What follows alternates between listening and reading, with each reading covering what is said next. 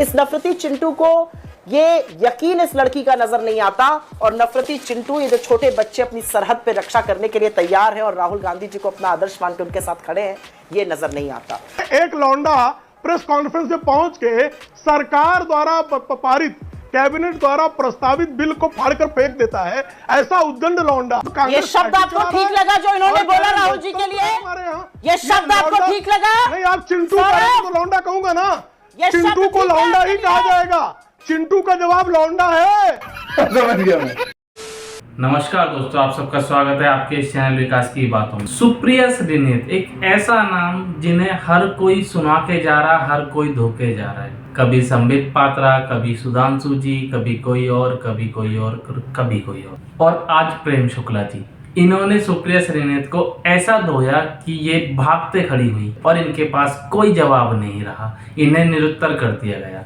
और क्या कुछ खास हुआ इस डिबेट के अंदर, आइए चलिए देखते हैं। सुप्रिया जी, क्या ये लगभग स्पष्टता है, आप जितनी बातें हम सुन रहे हैं, चाहे जयराम रमेश जी की या अशोक गहलोत जी की, राहुल गांधी अध्यक्ष नहीं बनना चाहते, चुनाव की बात तो बहुत दूर की है, उन्होंने मन बना लिया है कि वो पार्टी प्रेसिडेंट नहीं बनेंगे, तो इस बार क्या मुकाबला होगा और गांधी परिवार से इतर कोई अध्यक्ष पार्टी को मिलेगा?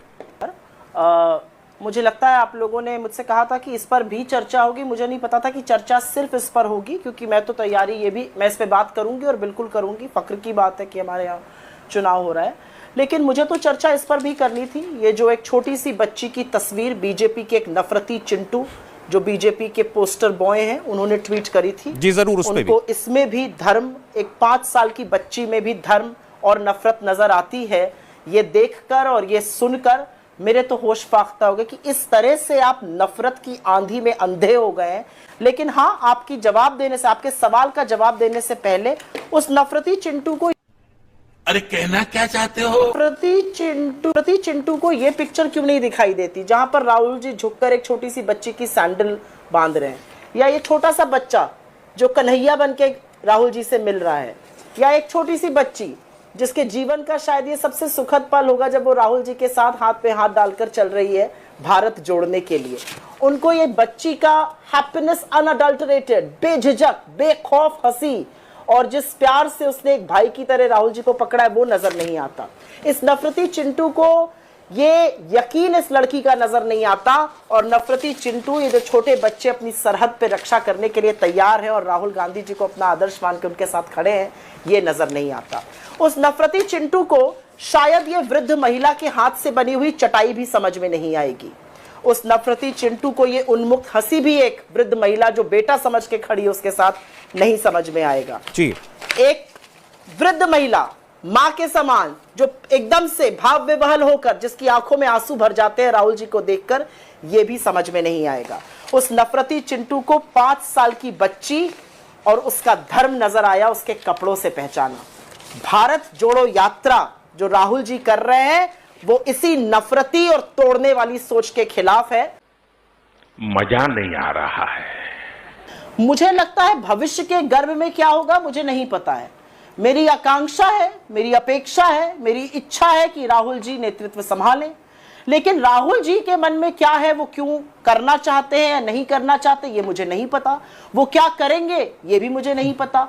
मुझे तो इस बात का फक्र है कि मैं एक ऐसी पॉलिटिकल पार्टी, एक ऐसे राजनीतिक दल से यहां पर प्रतिनिधित्व कर रही हूं आपके चैनल पर, जहां पर चुनाव होता है और उस चुनाव को जीतकर सोनिया जी ही नहीं आई थी जितेंद्र प्रसाद जी के खिलाफ और बाद में वो उनके पॉलिटिकल सेक्रेटरी बने थे। आप कह रही हैं कि अंदरूनी लोकतंत्र जो देखना चाहिए वो कांग्रेस पार्टी में देखना चाहिए। भाजपा बताया कौन सा अंदरूनी लोकतंत्र है, उनके यहां पर अध्यक्ष कैसे चुने जाते हैं?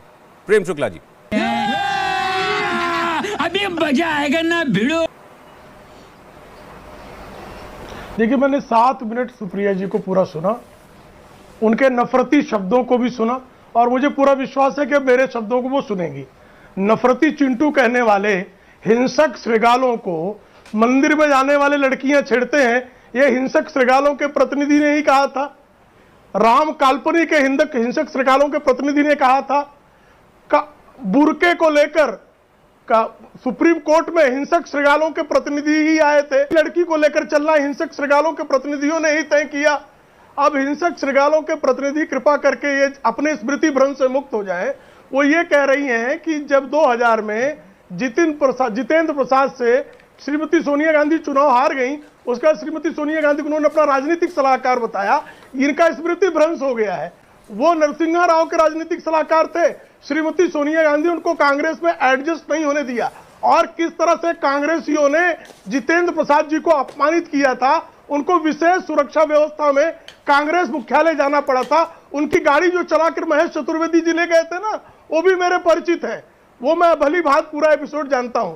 सीताराम केसरी की धोती खोलकर कैसे जो है उनको कार्यालय से भगाया गया था, और श्रीमती सोनिया गांधी ने मायनो कुल के माफिया परंपराओं के तहत कैसे कांग्रेस पर कब्जा किया, ये लोग भली भांति जानते हैं। दूसरी बात, अब भारतीय जनता पार्टी का चूंकि प्रश्न है, हर 3 वर्ष में अकेली पार्टी भारतीय जनता पार्टी है जिसमें पारदर्शी प्रक्रिया से अध्यक्ष का चुनाव होता है।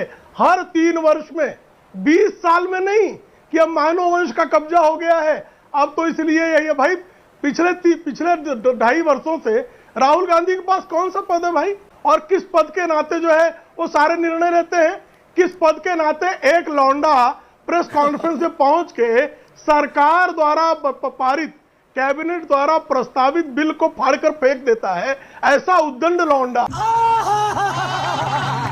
वो कांग्रेस। ये शब्द आपको ठीक लगा जो इन्होंने बोला राहुल जी के लिए? हमारे यहाँ ये शब्द आपको ठीक लगा? नहीं, आप चिंटू तो लौंडा कहूंगा ना, ये चिंटू को लौंडा ही कहा जाएगा। चिंटू का जवाब लौंडा है।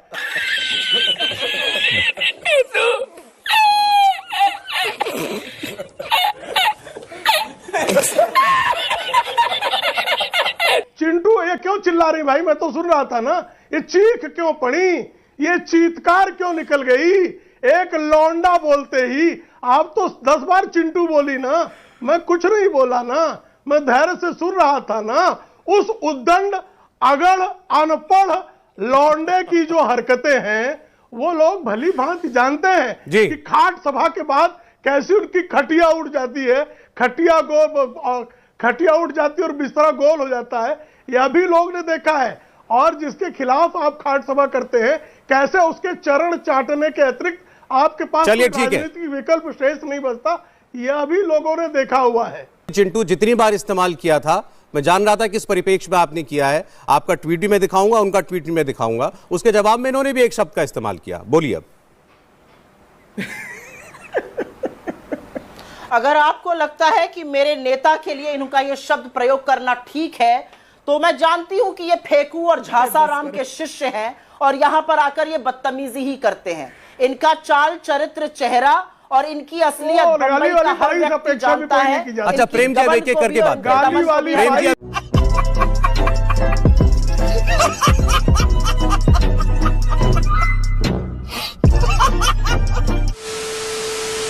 दोस्तों, वीडियो में अंत तक बने रहने के लिए आप लोगों का धन्यवाद।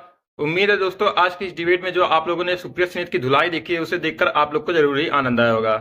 अगर दोस्तों आप लोग को वीडियो पसंद आई है तो वीडियो को लाइक करके हमारे चैनल को जरूर सब्सक्राइब कर लीजिए, और डिबेट के बारे में आपकी जो भी राय है हमें कमेंट करके जरूर बताइए। तो मिलता है दोस्तों आप सबसे एक और नए धमाकेदार डिबेट वीडियो के साथ। तब तक के लिए आप अपना और अपने पूरे परिवार का ख्याल रखिए। जय हिंद, जय भारत। तो आपने ये वीडियो देखी, आपको ये वीडियो कैसी लगी कमेंट में जरूर बताएं। इनकी बेइज्जती तो होती रहती है, इनका तो रोना धोना चलता रहेगा, जिंदगी भर का है। दूसरी वीडियो में फिर देख लेंगे, तीसरी वीडियो में कहीं और देख लेंगे। चलिए मिलते हैं आपसे नेक्स्ट वीडियो में, तब तक के लिए जय हिंद, जय भारत।